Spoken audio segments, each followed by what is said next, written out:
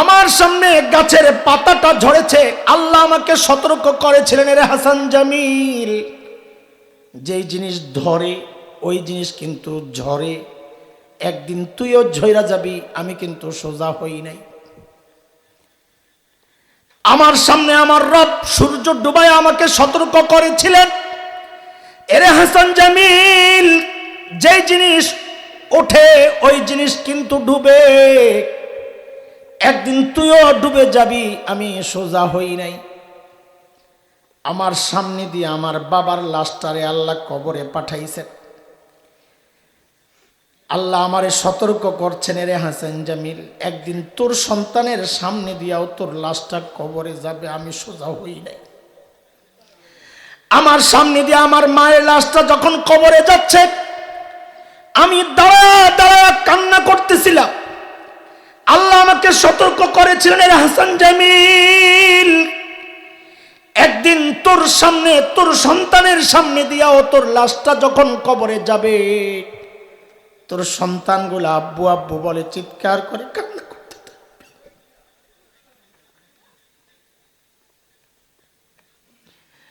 ওই দৃশ্য আমার সামনে, এরপরও আমি সোজা হই নাই। এরে বাবা, এই চুল দাড়ি সাদা মানি বুঝেননি? চূড়ান্ত সতর্কতা শুরু হয়ে গেছে। চুল দাড়ি সাদা মানি আমার শরীরের একটা অংশের মৃত্যু হয়ে গেছে। যে কোনো মুহূর্তে মালাকুল মউত হুকুম পায়া রূহটারে বের করে নিয়ে নিবে। হায়, যেই জিন্দেগি চলছে, এই জিন্দেগি বানায় আল্লাহর সামনে কেমনে দাঁড়াবো রে বাপ? হেরে জুয়ান, হেরে যুবক, কেমনে বললে বুঝবি আমি জানি না। এর চেয়ে ভালো করে বোঝানোর ক্ষমতা আমার নাই। আমি শেষ একটা চেষ্টা করে দেখতে পারি, যদি তোরা চাস। আমি বলি, কি রে বাপ, তোরা আমার সামনে আয়। যুবক, আমার সামনে আয়া পর, তোদের পাওগুলা আমার সামনে মেলা দে। আমি ওই পাউডিরে জড়াইয়া ধইরা সারা রাত বসে বসে কান্না করি, তাও গুনাহ ছেড়ে দে। এ যুবক, গুনাহ ছেড়ে দে। মালিকের সামনে কেমনে দাঁড়াবি? এই গুনাহগুলা যখন কথা বলা শুরু করবে, চোখ যখন কথা বলা শুরু করবে, কান কথা বলা শুরু করবে কোরআনের কথা, হাত পাও কথা বলা শুরু করবে, আরে শুধু তাই না, চামড়াও কথা বলা শুরু করবে। যেই জমিনে দাঁড়া দাঁড়া গুনাহ করছে, ওই জমিন কথা বলা শুরু করবে। আমল নামাও কথা বলা শুরু করবে। যেই ফেরেশতারা আমল নামা লিখেছেন, ওই ফেরেশতারাও কথা বলা শুরু করবে। বাঁচার তো কোনো রাস্তা নাই। যদি বাঁচতে চাই, দুনিয়ায় গুনাহ ছেড়ে দেই, গুনাহ ছেড়ে দেই। আমাকে ওয়াদা দে যুবক, গুনাহ ছাড়বি তো ইনশাল্লাহ? এ বাবা, আপনারা বুঝি করবেন?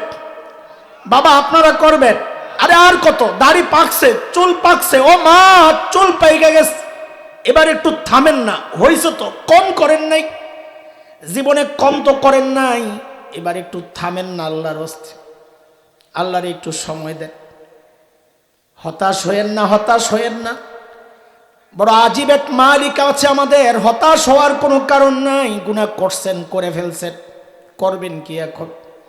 হতাশ হওয়ার কোনো কারণ নাই, কারণ আমাদের একজন মালিক আছেন, যিনি তার নাম রেখেছেন গফফার। জোরে একটা ডাক দেন না, ইয়া গফফার বলে একটা ডাক দেন না জোরে। আল্লাহু আকবার চিৎকার করে বলেন, আল্লাহু আকবার। এরে মুসলমান, গফফার চিনেননি আপনারা? গফফার চিনেননি? গফফার ওই মালিককে বলে, একটু বুঝেন। দুনিয়ায় সবাই অপরাধী খুঁজে শাস্তি দেওয়ার জন্যে, এমনকি সন্তান অপরাধ করলেও মা বাবা খুঁজেন শাস্তি দেওয়ার জন্যে। গফফার ওই মালিকের নাম, যিনি অপরাধীরে খুঁজেন মাফ করার জন্যে। প্রত্যেক রাতে শেষ রাতে আইসা ডাকতে থাকে, আলা মিন মুস্তাগফিরিন ফাগফির লাহ। এই কে কে গুনাহ করছস, আয় না, আমি আইছি তো তোরে মাফ করতে, তুই মাফ চা, আমি আল্লাহ মাফ করে দিব। বলে, মালিক মাফ করবেন কত, গুনাহ তো করছি অনেক। হাদিস পড়েন, কোরআন পড়েন, দেখেন জবাব ওইটাই আসে। বান্দা যদি চিন্তা করে আল্লাহ মাফ করবেন কত, তো আল্লাহর পক্ষ থেকে জবাব আসে, বান্দারে তুই গুনাহ করছস যত,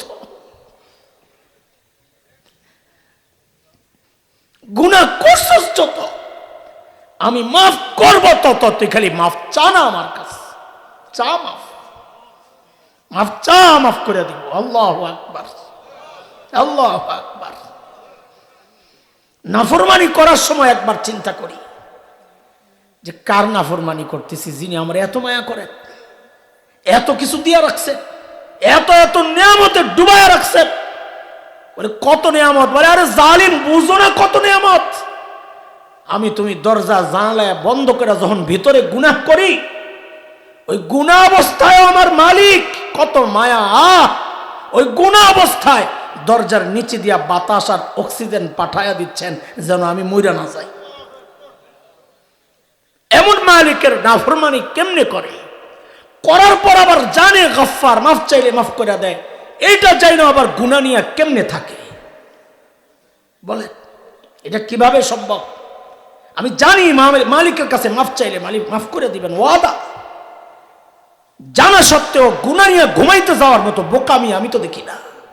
জানা সত্ত্বেও ওই গুনাহগুলো নিয়ে চলতে থাকা, জীবন পার করা, এর মতো বোকামি আমি তো দেখি না। গুনাহ করব না, করে ফেললে রাখবো না ইনশাআল্লাহ। বলেন বয় আমার সাথে ইনশাআল্লাহ কন্যা। হায় যদি এমন হয়ে যায় হাসরের মাঠে উইঠা দেখি না না আমার পরিচয় পাল্টায় গেছে, আমি অপরাধীদের সাথে দাঁড়ায় আছি, তখন আমার কি হবে? আহে আম্মাজান কাঁদতেছেন, জান্নাতের সুসংবাদ পাওয়া মানুষগুলো কাঁদতেছেন।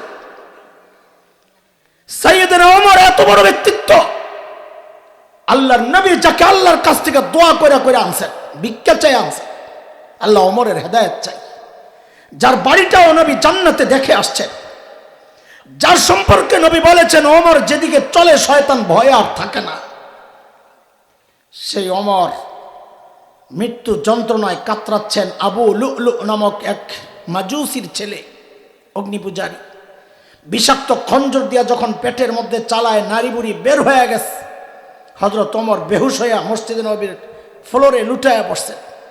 একজনে কোলে মাথা তুলছেন, একটু হুশ ফিরছে, কিছু কথাবার্তা হইছে। এরপর হযরত ওমর কি করলেন? আরে জান্নাতের গ্যারান্টি পাওয়া ওমর, নবী বলেছেন ওমরু ফিল জান্নাহ। সেই ওমর আল্লাহর ভয়ে মাটির মধ্যে মাথাটা রাইখা, জমিনে নিজের মাথাটা রাইখা, গালগুলারে মাটির সাথে ঘষতেছিলেন আর কাঁদতেছিলেন আর বলতেছিলেন, ওয়াইলুন লাকা ইয়া ওমর ইন লাম ইয়াগফির লাকা রাব্বুক। ওমর, তোমার রব যদি তোমার ক্ষমা না করে, ওমর তোমার জন্য ভয়ঙ্কর বিপদ কিন্তু অপেক্ষা করতেছে। কোথায় ওমর, কোথায় হাসান জামিল? হ্যাঁ, আরে কান্না করার কথা আমার, আমি হাসতেছি। যাদের হাসার কথা তারা কেঁদেছেন কেন? কলিজায় আল্লাহর ভয় ছিল, আমাদের ভয় নাই, তাই হাসতেছি।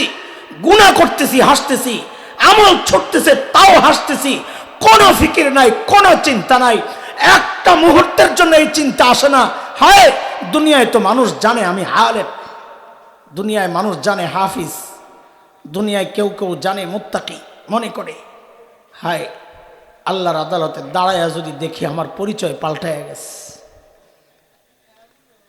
আল্লাহর সামনে দিয়ে যাওয়ার সময় যদি দেখি যে আল্লাহ ডাক দিয়ে বলেছেন এমনটা বলবেন, কোরআনের কথা, ওয়াকিফুহুম ইন্নাহুম মাসউলুন। ওরে আটকা, ওরে আটকা, ওকে জিজ্ঞেস করা লাগবে। ওর হায়াত কেমনে শেষ করছে জিজ্ঞেস করতে হবে, ওর যৌবন কেমনে শেষ করছে জিজ্ঞেস করতে হবে, ও যা জানছে মানছে কিনা জিজ্ঞেস করতে হবে, ও কামাইছে কেমনে, খরচ করছে কেমনে জিজ্ঞেস করতে হবে।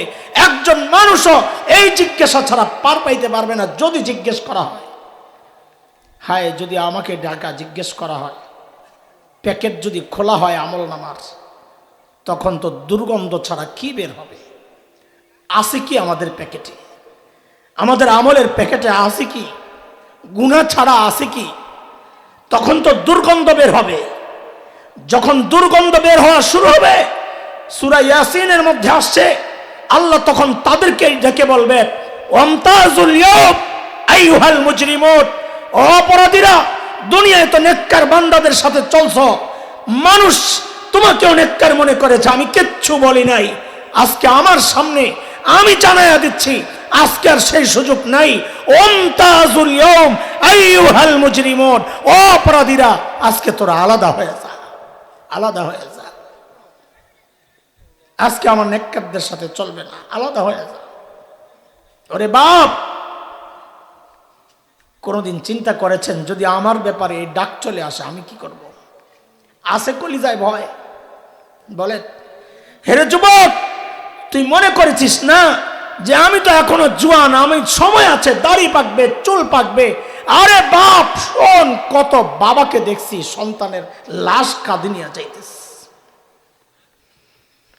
কে জানে কখন কার ডাক চলে আস, কে জানে, কে জানে, কে জানে। এই মজলিসেও এমন কেউ থাকতে পারে যার খবর নাই, সে বসে আছে এখানে, কিন্তু তার কাফনের কাপড়টা চলে আসছে দোকানে, যে কোনো মুহূর্তে বাড়ির দিকে রওনা দিতে পারে,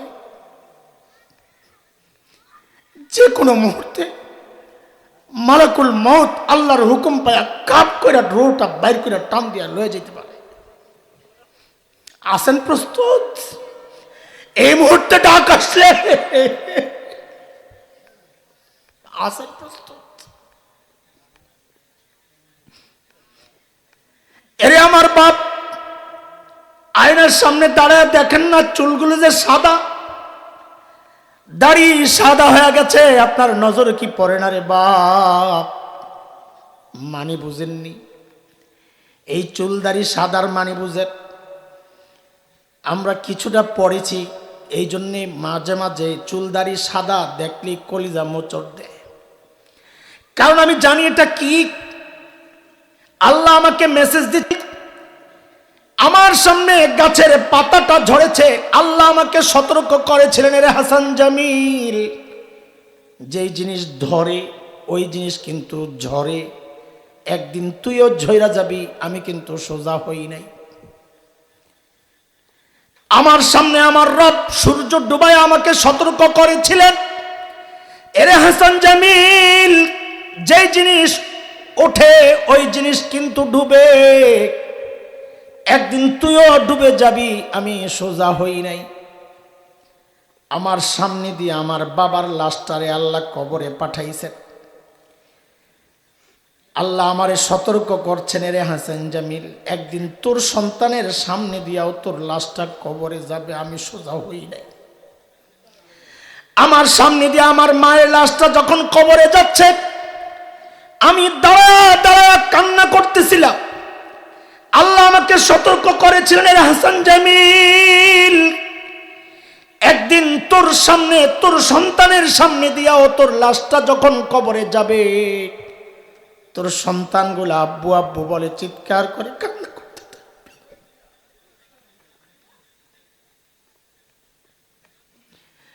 ওই দৃশ্য আমার সামনে, এরপরও আমি সোজা হই নাই।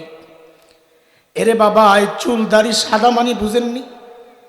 চূড়ান্ত সতর্কতা শুরু হয়ে গেছে। চুল দাড়ি সাদা মানি আমার শরীরের একটা অংশের মৃত্যু হয়ে গেছে। যে কোনো মুহূর্তে মালাকুল মউত হুকুম পায়া রূহটারে বের করে নিয়ে নিবে। হায়, যেই জিন্দেগি চলছে, এই জিন্দেগি বানায় আল্লাহর সামনে কেমনে দাঁড়াবো রে বাপ? হেরে জুয়ান, হেরে যুবক, কেমনে বললে বুঝবি আমি জানি না, এর চেয়ে ভালো করে বোঝানোর ক্ষমতা আমার নাই। আমি শেষ একটা চেষ্টা করে দেখতে পারি যদি তোরা চাস। আমি বলি কি রে বাপ, তোরা আমার সামনে আয়, যুবক আমার সামনে আয়া পর, তোদের পাওগুলা আমার সামনে মেলা দে, আমি ওই পাউডিরে জড়াইয়া ধইরা সারা রাত বসে বসে কান্না করি, তাও গুনাহ ছেড়ে দে। এ যুবক, গুনাহ ছেড়ে দে, মালিকের সামনে কেমনে দাঁড়াবি? এই গুনাহগুলা যখন কথা বলা শুরু করবে, চোখ যখন কথা বলা শুরু করবে, কান কথা বলা শুরু করবে কোরআনের কথা, হাত পাও কথা বলা শুরু করবে, আরে শুধু তাই না, চামড়াও কথা বলা শুরু করবে। যে জমিনে দাঁড়ায় দাঁড়ায় গুনাহ করছে, ওই জমিন কথা বলা শুরু করবে, আমল নামাও কথা বলা শুরু করবে। যেই ফেরেশতারা আমল নামা লিখেছেন ওই ফেরেশতারাও কথা বলা শুরু করবে। বাঁচার তো কোনো রাস্তা নাই। যদি বাঁচতে চাই দুনিয়ায় গুনাহ ছেড়ে দেই, গুনাহ ছেড়ে দেই। আমাকে ওয়াদা দে যুবক, গুনাহ ছাড়বি তো ইনশাআল্লাহ? এ বাবা আপনারা বুঝি করবেন? বাবা আপনারা করবেন? আরে আর কত, দাড়ি পাকছে, চুল পাকছে, ও মা চুল পাইকে গেছে, এবার একটু থামেন না। হয়েছে তো, কম করেন নাই জীবনে, কম তো করেন নাই, এবার একটু থামেন না আল্লাহর হস্তে, আল্লাহর একটু সময় দেন। হতাশ হয়েন না, হতাশ হয়েন না। বড় আজীব এক মালিক আছে আমাদের, হতাশ হওয়ার কোনো কারণ নাই। গুনাহ করছেন, করে ফেলছেন, করবেন কি এখন? হতাশ হওয়ার কোনো কারণ নাই, কারণ আমাদের একজন মালিক আছেন যিনি তার নাম রেখেছেন গফফার। জোরে একটা ডাক দেন না, ইয়া গফফার বলে একটা ডাক দেন না জোরে। আল্লাহু আকবার চিৎকার করে বলেন আল্লাহু আকবার। এরে মুসলমান, গফফার চিনেননি আপনারা? গফফার চিনেননি? গফফার ওই মালিককে বলে একটু বুঝেন। দুনিয়ায় সবাই অপরাধী খুঁজে শাস্তি দেওয়ার জন্যে, এমনকি সন্তান অপরাধ করলেও মা বাবা খুঁজেন শাস্তি দেওয়ার জন্যে। গফফার ওই মালিকের নাম যিনি অপরাধীরে খুঁজেন মাফ করার জন্যে। প্রত্যেক রাতে শেষ রাতে আইসা ডাকতে থাকে, আলা মিন মুস্তাগফিরিন ফাগফির লাহ। এই কে কে গুনাহ করছস, আয় না, আমি আইছি তো তোরে মাফ করতে, তুই মাফ চা, আমি আল্লাহ মাফ করে দিব। বলে মালিক মাফ করবেন কত, গুনাহ তো করছি অনেক। হাদিস পড়েন, কোরআন পড়েন, দেখেন জবাব ওইটাই আসে।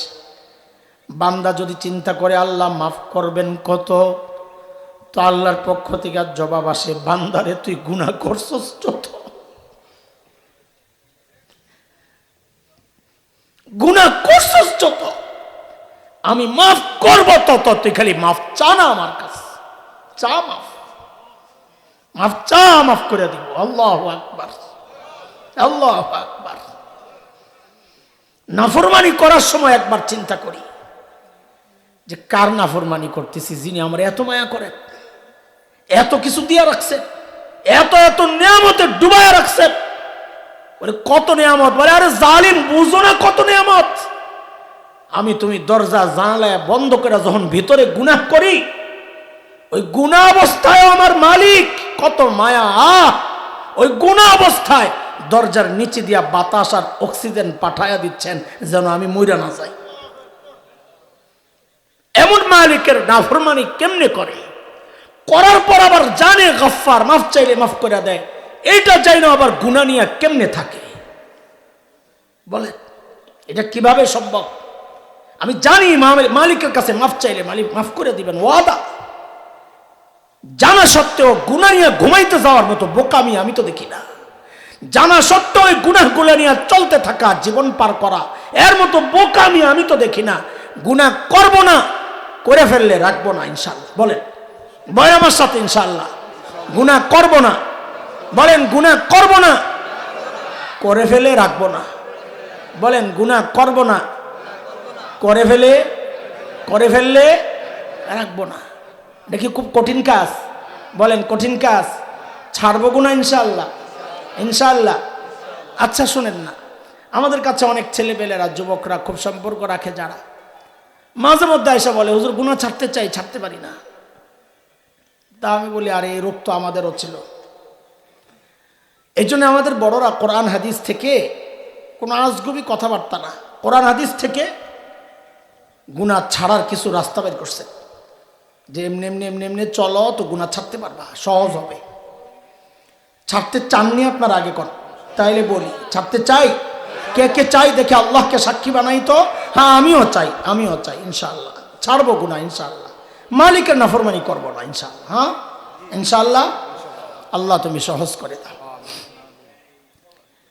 দেখেন আমি আপনি যখন গুনার দিকে যাই না, গুনাহ করি, তখন দুনিয়ার কেউ আমাদেরকে না দেখলেও একজন তো জানেন, দেখেন, তিনি কে একটু বলেন তো? আর একটু জোরে বলেন, আর একটু জোরে বলেন। জবাব তো ঠিক আছে, কিন্তু আমরা এই জায়গায় আল্লাহ বলবো না, বলতে কি বলবো? আমি এই প্রসঙ্গে কোরআনের যে আয়াতগুলো আনবো ইনশাআল্লাহ, ওই আয়াতে আল্লাহ যে নিজের যে নামটা বলেছেন আমরা ওইটা বলবো। কি সেটা? আমার সাথে বলেন, রব্বে করিম। আবার বলেন, আবার বলেন। যেহেতু এটা আপনারা বারবার বলেন না, এই জন্য কয়েকবার বললে একটু ইজি হবে। ওলামারা তো জানেন, সাধারণরা এটা সাধারণত বলা হয় না। বলেন তো। তো এইবার আমি প্রশ্ন করি, আপনারা জবাব দিয়েন। আমরা যখন গুনার দিকে আগাই বা গুনাহ করে ফেলি, দুনিয়ার কেউ না জানলেও, কেউ না দেখলেও একজন জানেন, দেখেন, তিনি কে? কে কে? রব্বে করিম। মাশাআল্লাহ, ঠিক আছে। তিনি শুধু দেখেন তা না, জানেন তা না। কোরআন বলে তিনি তখন ওই বান্দাকে ডাকতে থাকেন। হেই, আমরা ছোটবেলায় দেখছি না, আমরা কোনো অপরাধ করলে, ভুল করলে মুরব্বীরা পেছন থেকে ডাক দিতেন না, এই এটা কি করস, ডাক দিতেন না, দেন না? তো আল্লাহ বান্দাকে ওইভাবে ডাকেন। তাহলে দেখেন আর বলেন, বলেন, দেখেন আর কয়টা বললাম? কাজ দুইটা, দেখেন আর। তো আবার সবগুলোর জবাব ঠিক মতো দিয়ে আমরা যখন গুনাহ করি বা গুনার দিকে আগাই বা গুনার চিন্তা করি, দুনিয়ার কেউ না জানলেও, কেউ না দেখলেও একজন দেখেন, তিনি কে? দেখেন আর কি করেন? বলেন, দেখেন আর কি করেন? কি বলে ডাকেন, সেই কথাটাই কোরআনে আসছে। আম্মা পাড়ার সূরা, চতুর্থ সূরা, সূরাতুল ইনফিতার, পঞ্চম সূরা, 6, 7, 8 নম্বর আয়াত। আমরা যে কেউ গুনার দিকে যখন আগাই না, তো আল্লাহ রব্বে কারীম ডাকতে থাকেন এই বলে, ইয়া আইয়ুহাল ইনসান মা গররাকা বিরাব্বিকাল কারীম।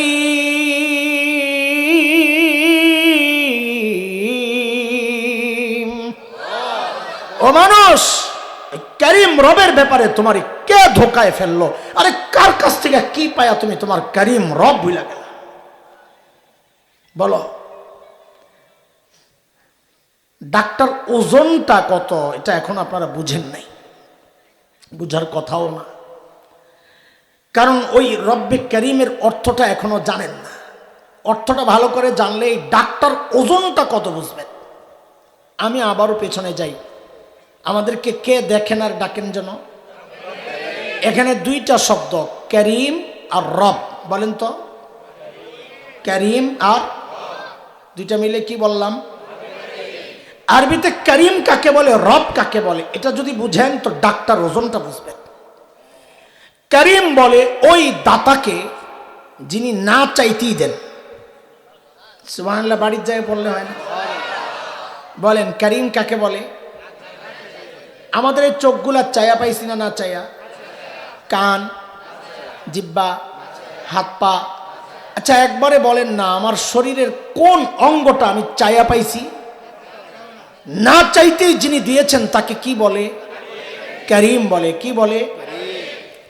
দেওয়ার পর দিয়াই শেষ না, দেওয়ার পর আজ অবধি এগুলাকে যিনি পালছেন, বড় করছেন, সংরক্ষণ করছেন, নিরাপত্তা দিচ্ছেন, এই সব কিছু যেই মহান জাত করেছেন তাকে বলে রব।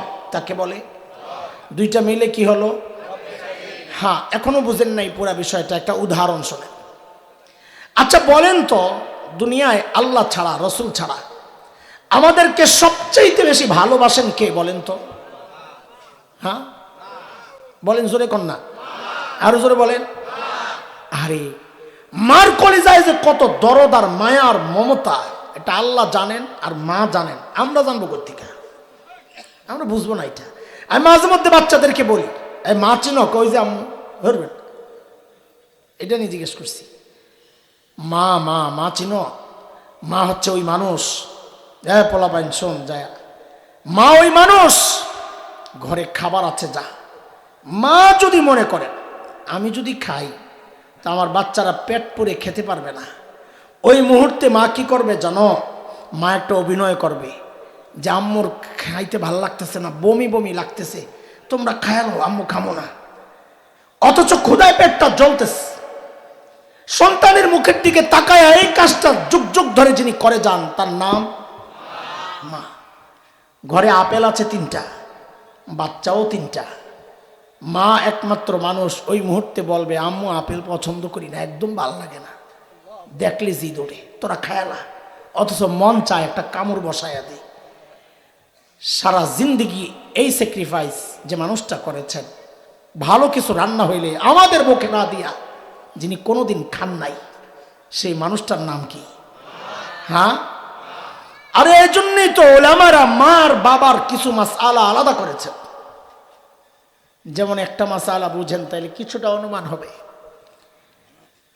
কোন সন্তান যদি বাবা মার আগে মৃত্যুবরণ করে তো মাসআলা হইল, বাবা তো সন্তানের লাশের পেছনে পেছনে যেতে পারে, বাবা সন্তানের কবরেও নামতে পারে। কেন? বাবার কলিজায় মায়া দয়া নাই? আছে। বাবাও চিৎকার করে করে কান্না করবেন, ঠিক, কিন্তু বাবাকে আল্লাহ ওই শক্তি, ওই সামর্থ্য, মনোবল দিয়েছেন যে সন্তানকে দাফন করে বাবা কান্না করতে করতেই উপরে উঠতে পারবেন, এই ক্ষমতা তার, মনোবল আছে। কিন্তু মায়ের জন্য সন্তানের লাশের পেছনে যাওয়া চলবে না, মায়ের জন্য সন্তানের কবরে নামা চলবে না। কেন? দুনিয়ায় এমন কোনো মা নাই যে সন্তানকে দাফন করার জন্য কবরে নেমে সন্তানকে শোয়া দিয়া ওই মা আবার সুস্থ অবস্থায় উপরে উঠবে না, নাই এমন মা। বরং ওই মা নিজেও সন্তানের সাথে শুয়ে পড়বে, ঠিক কিনা বলেন? আচ্ছা একটু বলেন তো, এই যে মার কলিজায় এত দরদ, এত মমতা, এত মায়া, এত ভালোবাসা, কারণটা কি বলেন তো? মা আমার একটা চোখ বানাইছেন সেই জন্যে, বলেন বলেন বলেন, সেই জন্যে। মা আমার একটা কান বানাইছেন সেই জন্যে, একটা হাত বানাইছেন। একবারে বলে ফেলেন তো সবাই, মা আমার শরীরের কি বানাইছেন? বলেন বলেন।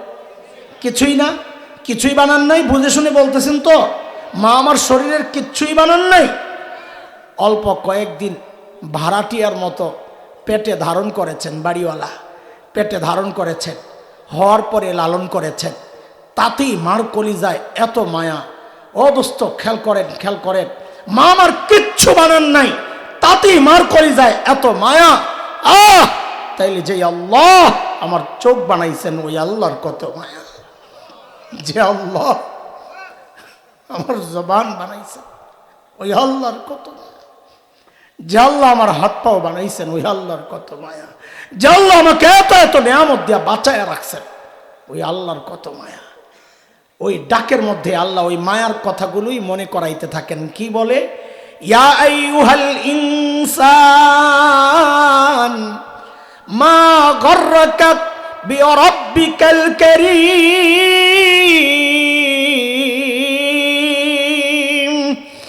ও মানুষ, কে তোকে ধোকায় ফেললো তোর ওই করিম রব নিয়া? কার কাছ থেকে কি পাইয়া তুই আমারে ভুলে গেলি? আরে যে চোখটা দিয়া তুই গুনাহ করতেছস না, ওই চোখটা আমি দিছি, আমি করিম দিছি। আরে না চাইতে দিছি।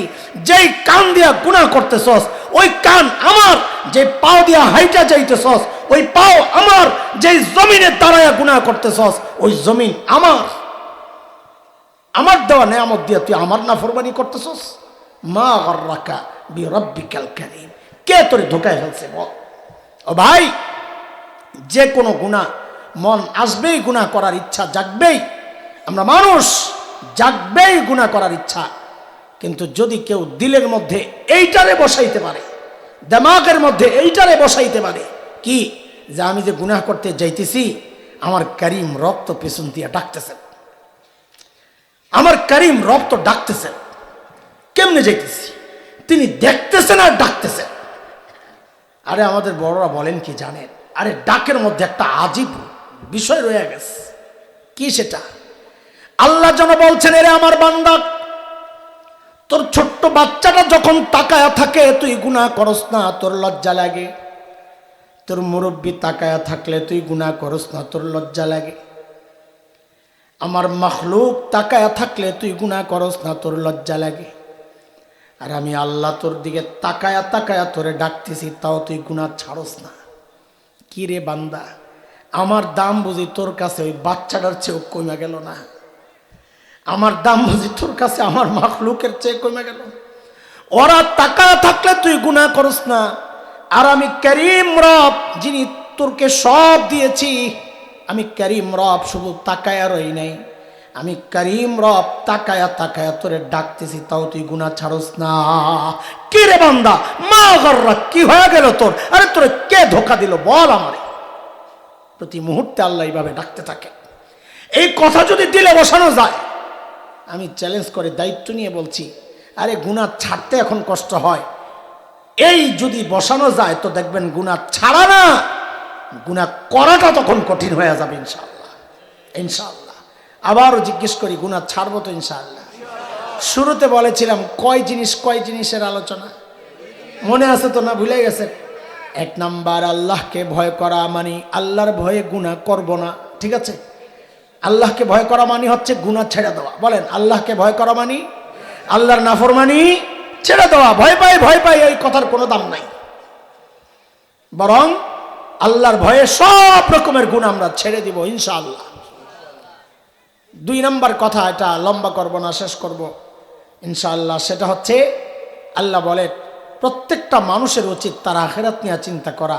আমার আখিরাতের পুঁজি কি, কামাই কি, সম্বল কি, আল্লাহর সামনে যে দাঁড়াবো কি নিয়ে দাঁড়াবো, আছে কি?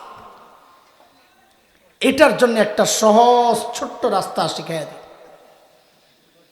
যে কোনো কাজ করব, যে কোনো কাজ, ঘুমান না, খান না তো না, বাথরুমে যান, বাজারে তো যান না, যান, জুতা পরে, জামা তো গায়ে দেন না, দেন সুবহানাল্লাহ, উযু করে, পানি খান, বাচ্চাদেরকে আদর করে, বিছানা ঝাড়ে, হ্যাঁ সব ঠিক আছে না? মাশাআল্লাহ।